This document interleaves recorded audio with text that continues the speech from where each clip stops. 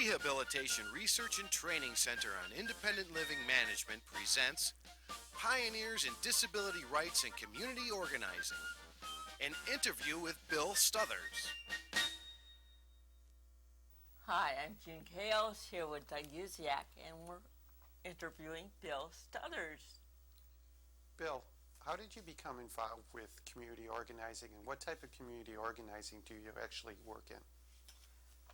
Well, Doug, it's really interesting because I spent my career as a journalist working in daily newspapers, which is generally outside of the field of participation in such activities. This was when I started working in organizing. It was in Toronto, where I was living at the time, and I was working at the Toronto Star, which is Canada's largest newspaper, and Toronto was, at that time, was a very inaccessible city, and I got involved with a group of people who were endeavoring to change that.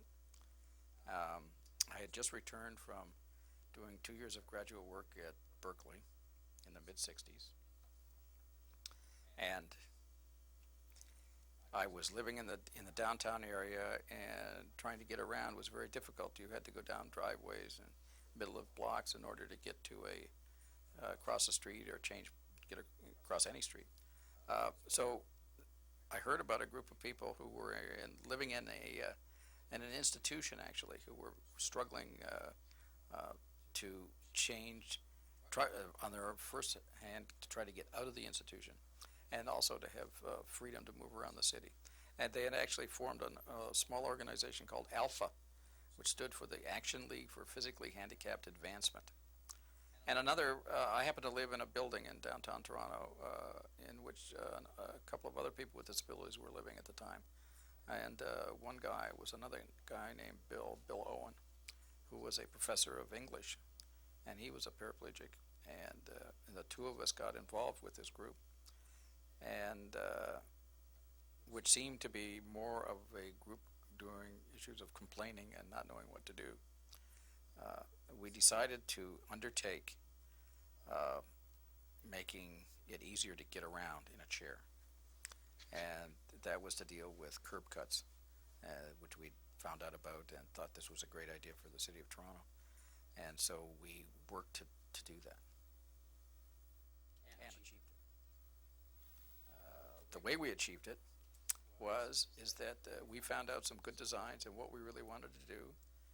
We found a sympathetic member of the city council, but we also went and spent a great deal of time talking to the bureaucracy that would be responsible for dealing with the problem, or that we considered a problem. And of course, they objected mightily to a cost design, whether it was appropriate or not, and how it would be a problem for non-disabled people, all the issues that you could think about, snow in the wintertime and all of this.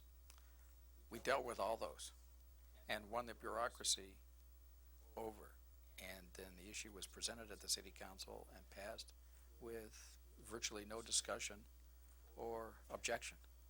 And Toronto started putting in curbs, and this was like in the early 70s. And it was a remarkable kind of demonstration of our ability to get something accomplished by, working kind of quietly without taking any major sort of confrontational action, which we were not large enough to do anyway. So it was something that worked. So, Bill, what was your follow-up like after the city council said, yes, we'll budget something, or did you have to follow up in any way?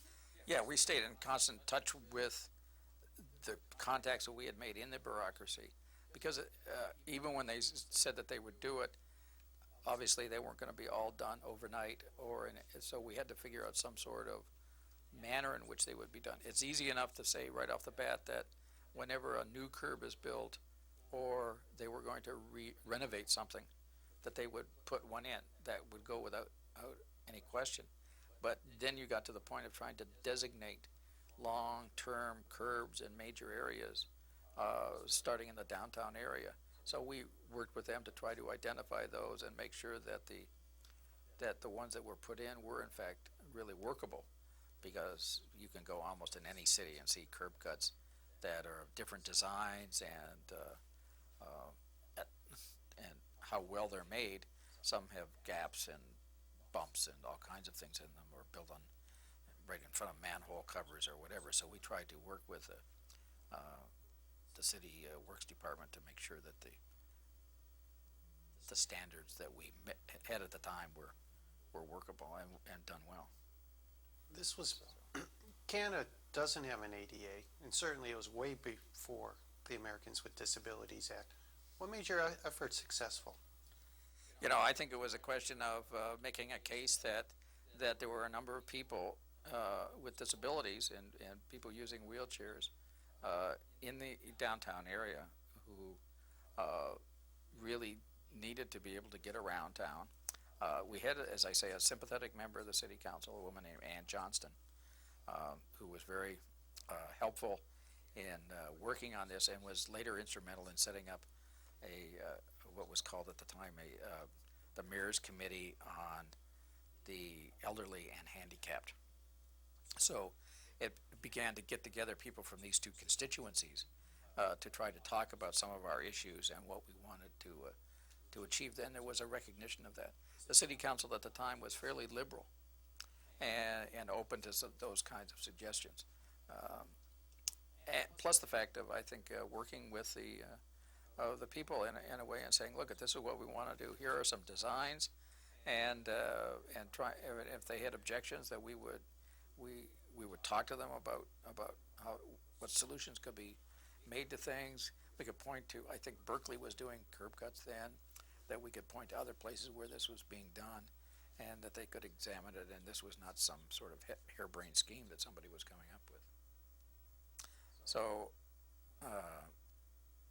that, to my best knowledge, is what made it work for us. Plus, we didn't yell and scream. There was very little yelling and screaming at that time. Later, that became it on other issues. I mean, that was a really great example of something that was a great success for this organization. It did not help grow the organization, but it really achieved something that I think was helpful to everybody. Usually, one success does build on the next success for a group. What happened there? Well, it's a very good question. One of the reasons I think is that much of the organization was centered in this group home. It was called Bellwood's House, and I mean, we never had more than, I would say, 15 people, and we tried to find other especially younger people around the community, around that area, people who could get to meetings or whatever that were in that area, and. But it was not very successful, and I'm not sure why. Finding people, identifying people. There was not a lot of publicity about this, so and the group had no means to do publicity, or even if we put out a newsletter, which we later did for a little while, there wasn't a lot of. At that point, there weren't a lot of places to put it. I mean, we didn't at that point didn't even know how to find people and identify them. You know, it is a good example of how organizing doesn't have to be massive. It can be just a very small group of folks, maybe even on a one-time only issue. That's right. And in fact, that's, I think, one of the real keys to achieving anything, and I think it applies to a lot of things, but particularly in organizing, that the more concrete, no pun intended, the issue is, that I think that people are able to really organize around it. It can be a very real thing.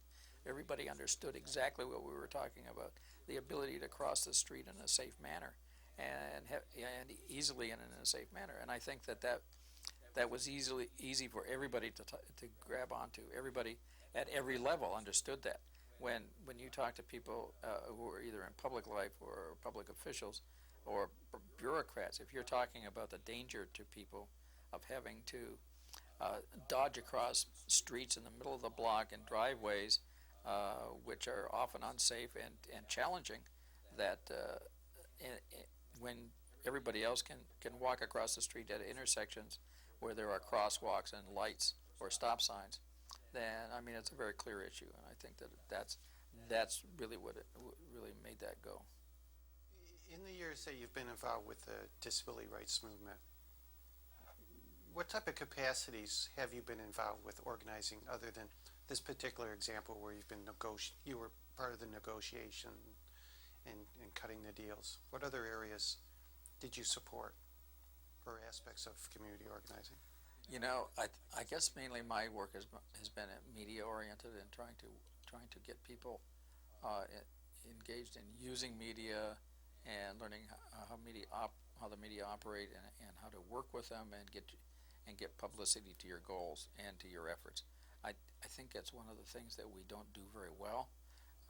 Other groups historically have learned to do that, and I think it's particularly now we live in a media age, and getting your message out and is really dependent on knowing how to work with the media and work the media to make that happen.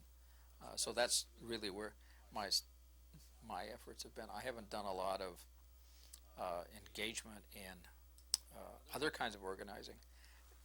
To look back for a moment, that when I said I was working in Toronto at the time at the Toronto Star, normally people who were working in the media as editors or reporters, and I was an editor at the time, the papers have a policy about non-participation in politics or other public activities because the paper can be accused of being biased. If you're identified as a member of, if I'm identified as a member of the staff of the Toronto Star, for instance, and the curb cuts became a real controversial issue, say, then the paper could be accused of biased in its coverage of that issue because of my presence. Whether that's true or not, it's the appearance of that.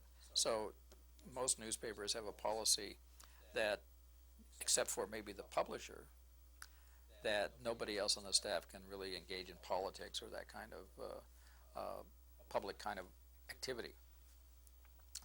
So in a sense, that's one reason why I haven't really done a lot of that outside of that, either in Toronto or in San Diego, where I later moved and worked at a newspaper. So most of what I have done has been media stuff or media advising people on the media, or working behind the scenes and doing things.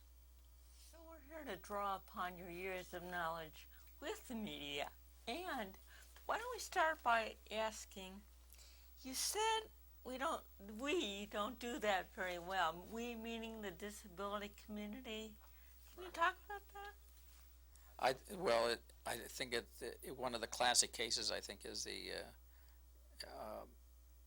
issue of the ADA. That the ADA has sometimes been called the stealth legislation that passed because it seemed to be sprung full-blown upon the country with a lot of people not knowing about it, that it was worked through Congress with not a lot of public attention. Normally you find in this country what happens is that support will build in the public for an issue that will then drive legislation in the Congress. This happened the other way around. It started here in Washington and was formed here and seeped through the community and the disability community and gathered support in our community. But there was not a lot of widespread public debate in the media about the issue, about what the ADA represented or why it in fact should be passed.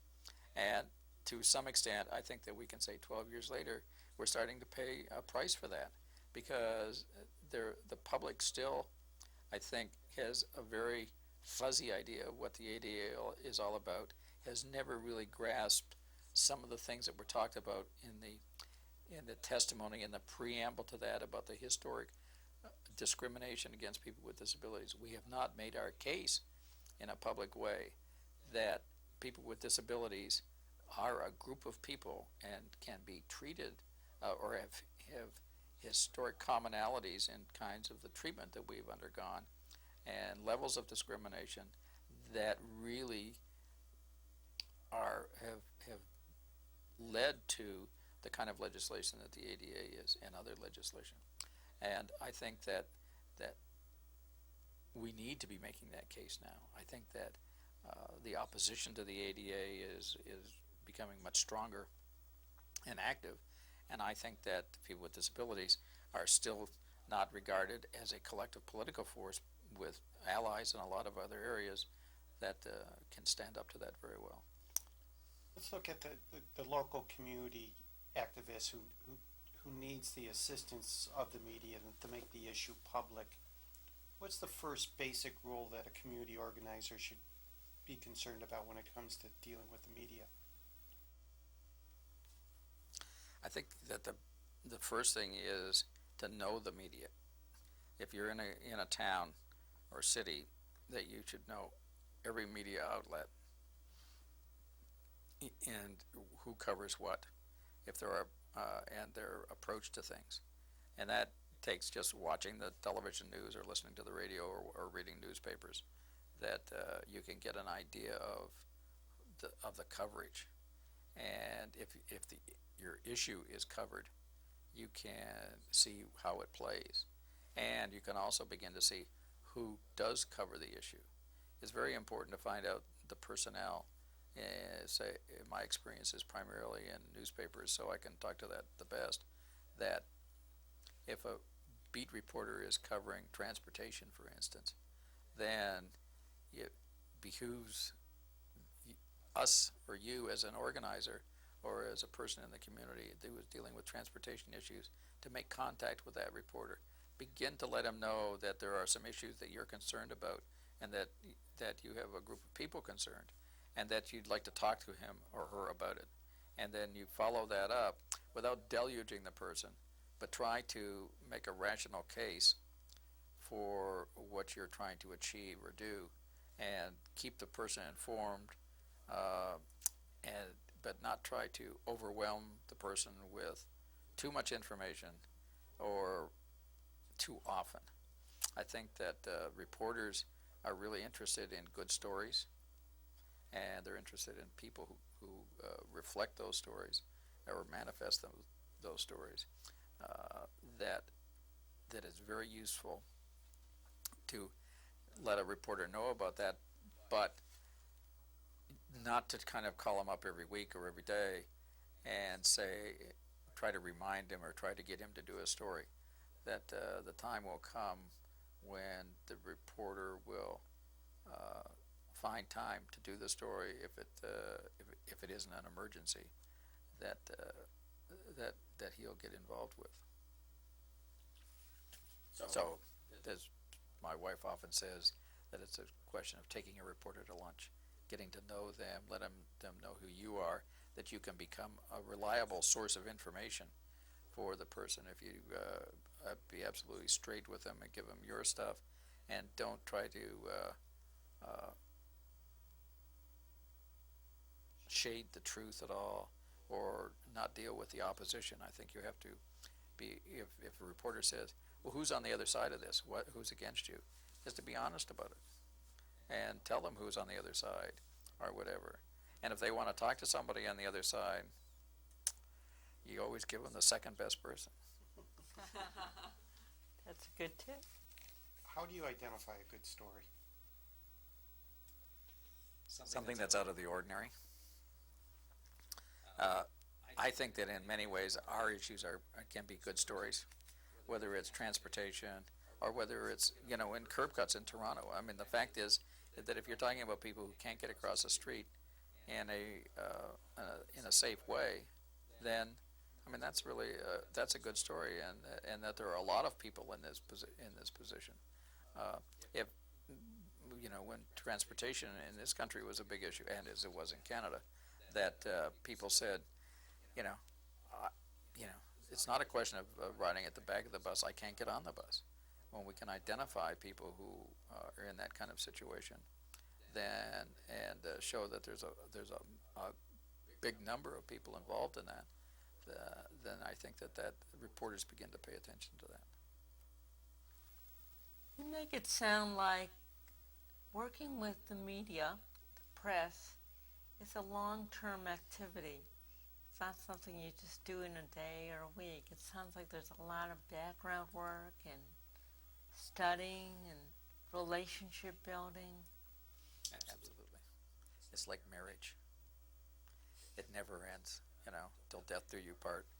You have to look at it that way, that it's, you can't ever rest on it, because relationships need to keep continuing and growing.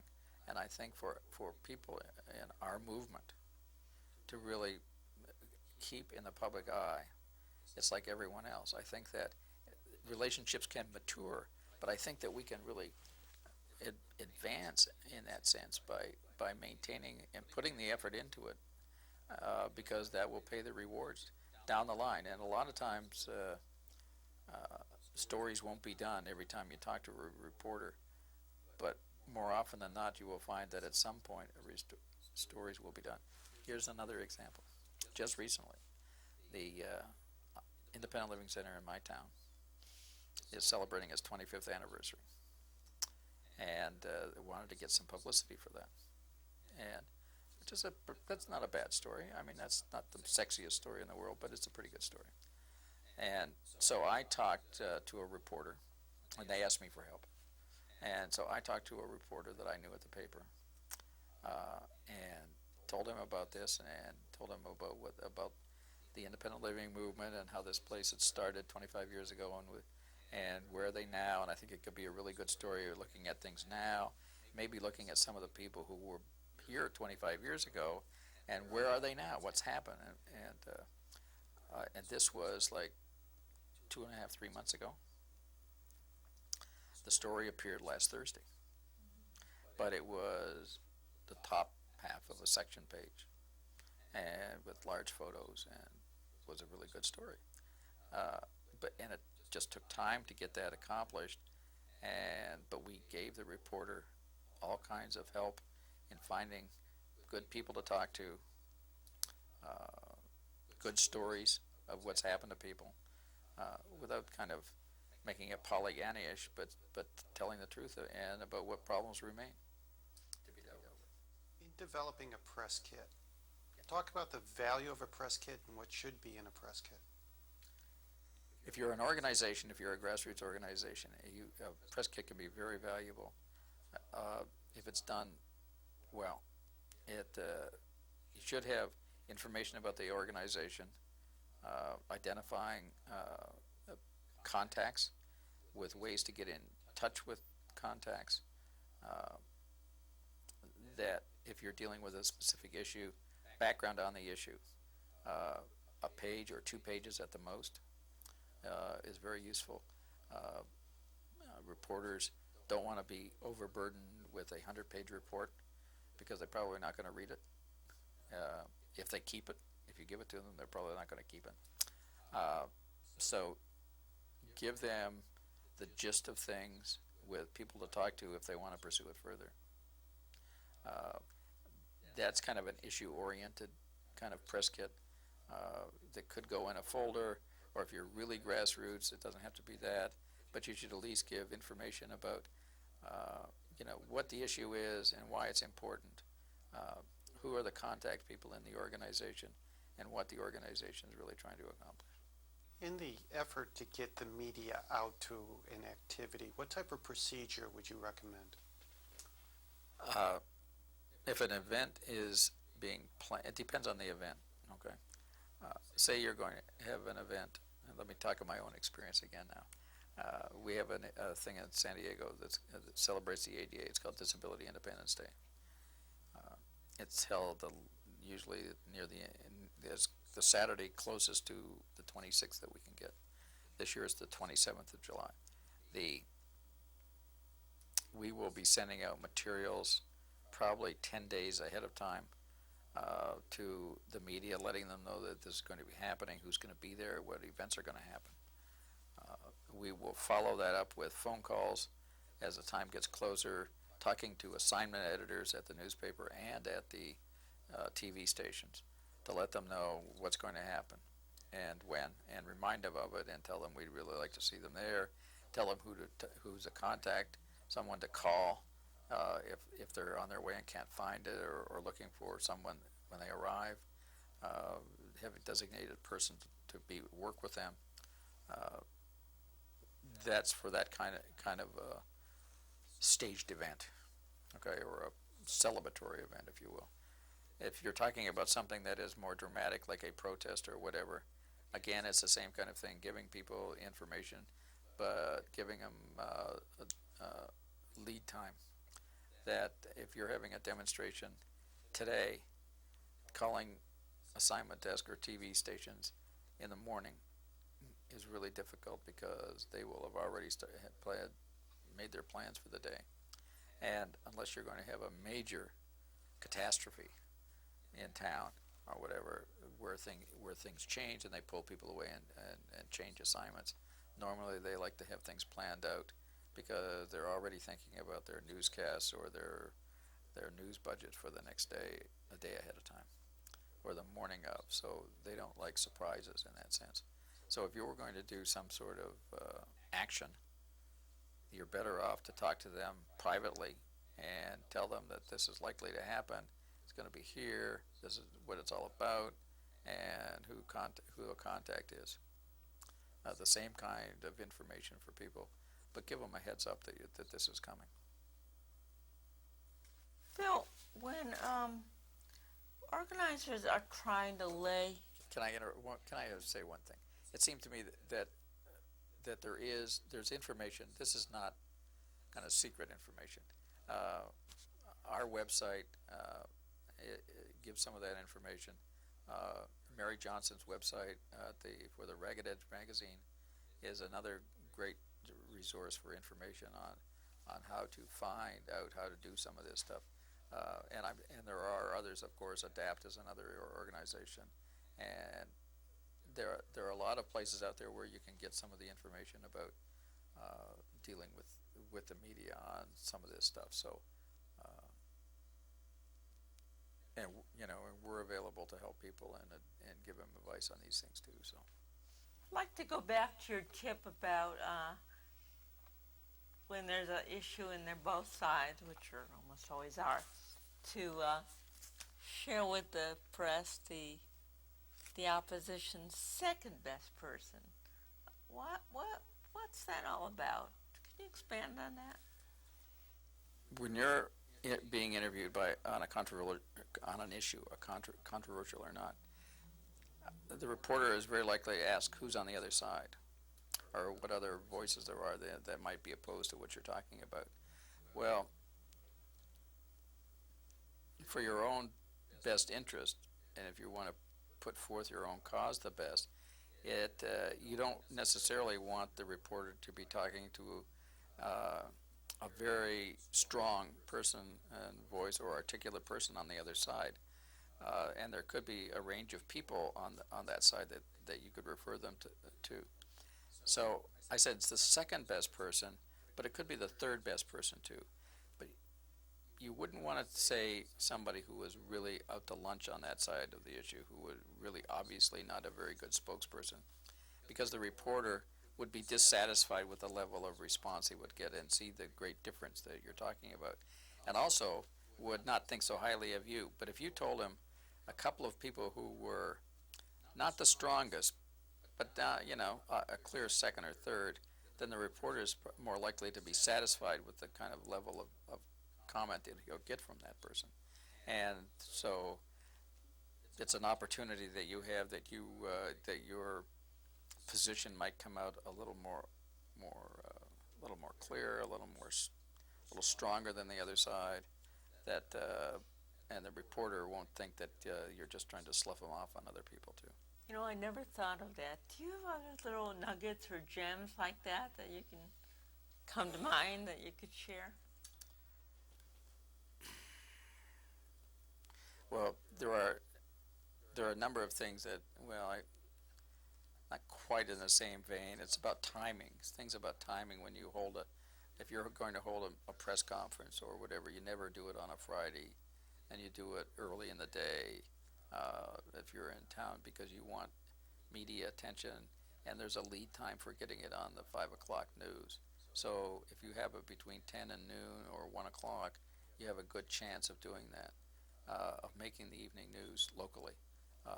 And you have time. Most newspapers now are morning papers, and they have earlier and earlier deadlines, so the earlier in the day you do things, the better. Doing things at 5 o'clock or 4 o'clock in the afternoon are generally not a good idea to do. I was thinking about, as an organizer, wanting to make the public more aware of the issue in a more in-depth kind of way, and thinking about how do you hook the press? How do you get them interested sometimes when it's not on their radar screen and we haven't had any actions yet, or it's been quite a while, but we want to do some good, solid background pieces? It's very difficult to do when an issue has not been framed in a dramatic way that gives a reporter a wow, or I didn't know that kind of feeling. That goes back to what we talked earlier about getting together or trying to establish a relationship with a reporter to begin to school that person in the scope of our experience, for instance, in the disability rights movement. That people generally don't know what it means to be disabled, but they have an idea of that. So what we would like to try to do is bring a reporter to an understanding of the real experience of disability as opposed to the stereotypes. Sometimes it's very difficult to do. Sometimes a reporter will intellectually understand what we're talking about, but not grasp it emotionally, not really feel it. That sense of when you go to a place. I was thinking of another, just came to mind an experience that I had that didn't involve a reporter, but it had the effect that I'm talking about, in that I was involved in a lawsuit, on ADA lawsuit, as a matter of fact, over parking. And it was settled finally, and the parking company agreed to put in handicap parking in all its lots. Later on, when it was all over with, our lawyer invited us out to dinner, and he picked a fancy restaurant, and we went to it. And he had called and asked if it was accessible, and they said, of course, yes, it is. And so we went, and it was accessible, all right, but you had to go in off the parking structure into a door that was for deliveries and handicapped only, and it was a lift that was where there was storage and wine boxes and that, and we had to take a lift down through that they had to clear because, of course, they didn't use it for that very often.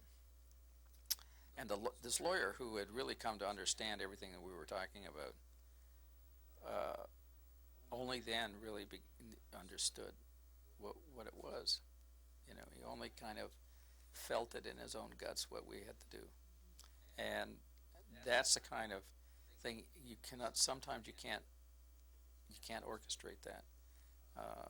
But part of the experience of building a relationship is that those occasions will happen. And if the reporter's with you when they happen, generally they'll get it.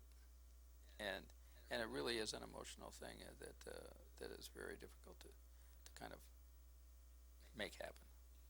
Can you talk about the value of follow-up with a reporter, and what's the best way to follow up after you've gotten them out there, they've witnessed the event, the activity, saw the issue? When he has done his story, call him up and tell him he did a great job or a good job. Find something to praise in it. If he didn't get everything right, he'll learn, and you can find time later to maybe point out that he might have said something in a different way, or he could have done this issue. But the fact is that people like to be praised for doing work, and if he does reasonably good work and grows in it, then we really need to kind of give them approval for that. And not only that, you should watch if you're following reporters or trying to build a relationship with a reporter or reporters, watch their other work. When they do good stuff, send them a note. call them up and leave them a message, or talk to them and say that you saw their story and you really enjoyed it. I do that with reporters on the national level all the time, and that when it doesn't have anything to do with what I want to do, but I want them to know that and recognize that they're getting notes from me, and then when I call with my stuff, they're going to recognize my name, and they're probably going to pay more attention to it as someone who has had the great good sense to see what great reporters they are, and tell them about it. So I just think that it's giving people praise for things other than what we're our own issues, that it's a really good idea to do. Now, on the flip side of that, reporter bashing, when the wrong words are used, or the imagery is bad, or the stigma is promoted through an article, what type of recommendations would you have about people that want to work on those issues with various reporters? Well, I think again you try to say that that you appreciate their working on the issue, whatever it happened to be. However, that you've got some concerns about language or some of the attitudes that they expressed, and that perhaps that they're not really in line with the feelings and the usage in the community. Rather than come on too strongly, it seems to me that you have to kind of be more educative to try to bring the reporter to an understanding. And if you have other examples, show them. I mean, if you have clips of or knowledge that other reporters elsewhere have done similar stories and done it in a better way and use better language, I think that's a good thing to do. Is to share that and say, you might be interested in seeing this story that was done in the whatever paper or whatever. I think that's an important thing to do. Reminding people of what the AP style book says about use of language is another issue. Sometimes you're going to run into reporters who sometimes have very thin skins, and they don't take kindly to criticism of any sort. And I think that there comes a time too where you have to go to the editor, either the reporter's editor, the editor of the paper, or if the paper has an ombudsman, to the ombudsman, and file and complain and say something needs to be done about this. If you find a problem in a publication or in a TV station, and that it seems to be kind of widespread among the staff, then I would offer to do a training, or to come in and say, look, you guys have got a real problem here, and this is really offensive to this segment of the community, and we'd really like to see some changes here in this, and explain why it is, and that you'd like to come in and talk to the editor or the top person about that, and offer to or propose talking generally to give people a better understanding of where we're coming from as a community. Bill, this is an etiquette question, kind of reverse etiquette. Let's suppose we're really involved in some major healthcare issues and really devoting all our energies to that. Reporter calls and is doing a story on transportation. That's not really on target with what you're working on, but you spend a good hour with her or him. And at the end of your hour, which you could hardly afford to spend, you ask for, well, when the article comes out, could you send me a copy, or could you shoot me a note saying it's out? And sometimes they say yes and don't, and sometimes they say, well, I don't know if I'll remember, I don't know if I can, or it seems like it's not a real equal relationship sometimes. You want to comment on that? Well, it's absolutely right. It's not often one, and the fact is that I think I'm in the position that I want the reporter to call again, because if it's a chance that it wasn't healthcare this time, next time it might be, or that the healthcare reporter on the paper might be grousing enough about not being able to find contacts, and the transportation reporter might say, hey, I know somebody you can call, and they were really good about giving me time and help. If you don't get clips from the reporter and you've asked them to send one and it never arrives, and in fact, it's great to get a paper clip if he sends you one, but you can also find out faster by checking online, check the newspaper, search for the reporter's byline if it's not on the front page of the paper, and usually it will pop up, and you can get a copy of it that way and find out what the reporter's actually written. And another tip is that on the off chance, if you have this kind of sneaky feeling that maybe the reporter didn't really get it, or may have mangled it, or that the article might not be coming out the way you want it to, is by checking quickly that, if you're interviewed today for a story that's supposed to be in tomorrow's paper, then tomorrow you should look online and see, because you may be in a position that you want to write a letter to the editor or a letter of complaint or whatever. Hopefully not a letter of complaint, but you might want to write a letter to the editor, even if it's good or bad. I mean, might want to do that. Or if you know that your friend was interviewed and it's going to be in the paper, or your friends know that you are going to be interviewed. It's a way of kind of reinforcing some of the things by writing letters to the editor, but doing it fairly quickly.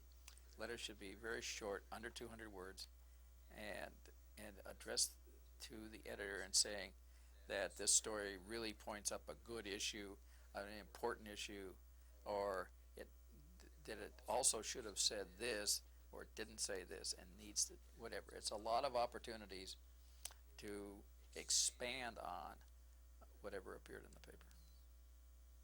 For a community organization that's developing a press release, what are the do's and don'ts and the lengths and things that should be addressed to make it clear, easy, and a tool that can be used? Well, you've said two of them right away. It should be clear and easy and short. One page is best. Stating the issue. It would be, I wish I had examples with me that, because I've got some that really show how to do it and how not to do it.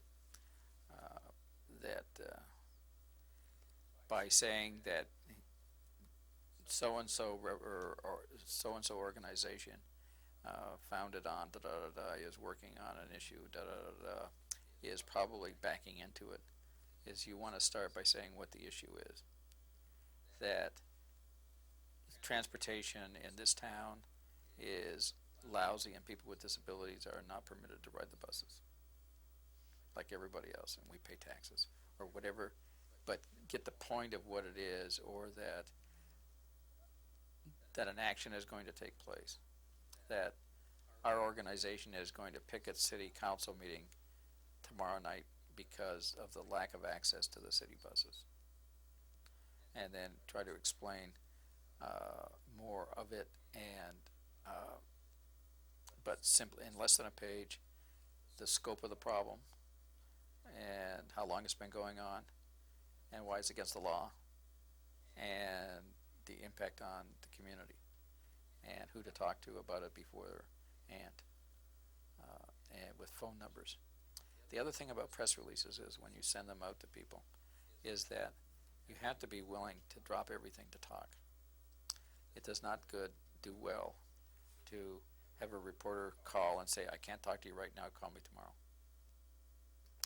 The reporter won't call tomorrow because he'll just go on and call the next person on the list until he gets somebody to talk and get his quote or his information that will fulfill his need for his story.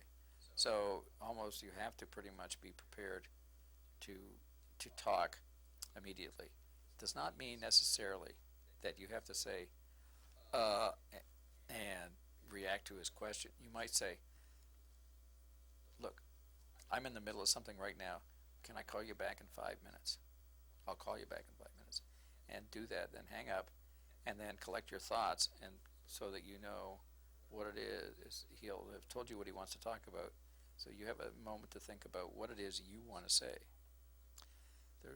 One thing to remember on these things is when you're called by a reporter is to think about what it is that your message is, what it is you're in business to do. because sometimes the reporter will ask you questions that lead somewhere else away from what you're interested in, or make you lead you into answering a question that you don't want to talk about. So remember what it is that your message is and stick to it, so that that's the message that gets out, that it's always your message that's positive, addressing the issue. You know, I'm kind of stumbling a little bit here because I was just trying to, because I went through this in a media training once and I got trapped by the question, by questions came from left field, and I just was left with my mouth open instead of just thinking about that. Look, here's what I'm here to talk about. Politicians do this all the time. Somebody will ask them a question, and it's like they never heard it. They just say what they want to say. Oh, that's what we have to do too. We have to be on message. That's kind of the mantra, is to make sure you're clear on what your message is, and that's the message you want to get out. And reporters, good ones, will try to probe at you now, again and again, to try to kind of shift you from that, or to get you to say something a little different, or to answer more directly the question that he's trying to ask. And if you want to, I mean, if you have an answer to that, that's fine. But try to put it in the context of what your message is, or link it to the message that you've got, so that you say, well, certainly that's true, but the reason it's true is, or the reason that it's, and that can be a positive or a negative, that it's true because we've done this, or it's true that that's the case, but the problem is that this isn't being done over here, so that this is true, and it's not a good situation. So it sounds like preparation is key when you know you're going to be interviewed, and you know what the message is that you think you want to get out. To really study how you're going to do that. Right. And do you have any other advice about how to ways to redirect the reporter's questions sometimes when it is left field and you don't want to go there? Words to use? Well, sometimes you want to buy time, and you think, that's a really very interesting question, June, and it's certainly worth thinking about. But really, what you really want to think about here and look at is this. That's a good example. What else? That's helpful. Well, it depends. Ask me something from left field. It's being recorded. It's very difficult to do, and that's, sometimes you just have to say, that's something I really don't know enough about to talk about right now. But I really do think that the issue of transportation, for instance, I really do think that transportation issues in this town are really, really outrageous. It's an outrageous situation, and that's what we need to be focused on. That's what the topic of conversation has to be about. But providing that redirection at times, doesn't that distract from you becoming a good resource for the reporter? Possibly, but on the other hand, you can also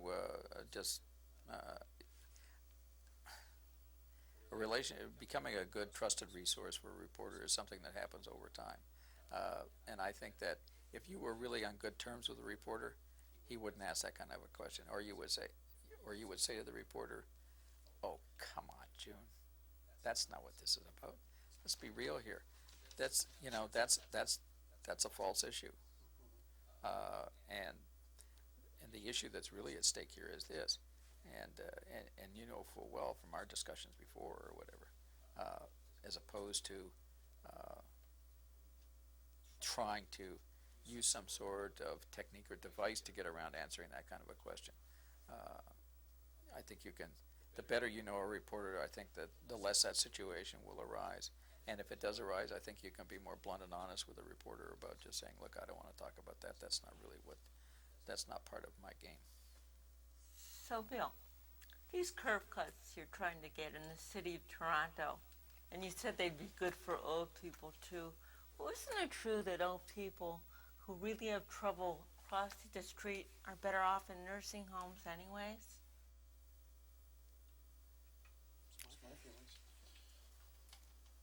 You know, I don't think that that my parents would agree with you on that, June. And you know what? I can think of a lot of my parents' friends who wouldn't agree with that either. And the fact is that my dad's now using a walker, and it's a lot easier for him to go down a slope and cross the street than it is to try to get off the curb as it is. And he's not about to go into a nursing home. And if he did go into a nursing home, he'd probably be there at public expense, whereas now he can stay at home and live with us, and he can still get out and around, and has a great quality of life and is a good participant in the community. So what did you just do with that question? Well, I tried to focus it on a positive thing about how it's good, not just for me, but also for old people, and to shift it away from to try to put a knock on nursing homes as a way of warehousing people, that I wanted to keep people at home. I could have done better, but No, that was a good response. The only thing I would have added was the $85 billion impact on the aging population of the United States, but you see, but that's preparation, and I wasn't prepared for that, to say that. If I'd been prepared, I'd have known the number. In 1972, remember, cast yourself back to 1972. I was working at the Toronto Star, and in May of 1972, 5 years before the White House Conference on Handicapped Individuals, the Toronto Star, Canada's biggest newspaper, under my direction, ran, I think, the first in-depth look at what it really meant to be disabled. And we looked at housing, transportation, and education, and employment, and language. And in the Saturday paper, which at that time, there were no Sunday papers in Canada because of blue laws. So the Saturday paper was like the Sunday paper. And it was one page, which was not much at the time, and the language was early 70s language, but I don't think it had ever been done anywhere. they had a liberal prime Let minister. me wrap up with one last question. What would you like your legacy to be?